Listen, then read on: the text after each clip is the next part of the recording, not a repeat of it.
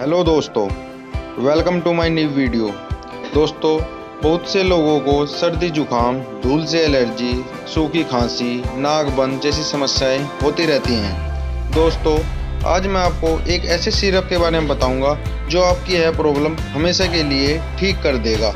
दोस्तों, सिरप का नाम है SQDX। जी हाँ दोस्तों, सुबह खाली पेट और शाम को खाना खाने के बाद सिरप का एक एक ढक्कन गर्म पानी में लें। अगर आपकी एज 18 साल से ऊपर है तो आप 10 ml, और कोई बच्चा है जिसकी एज 10 साल से कम है वो 5 ml ही यूज में ले।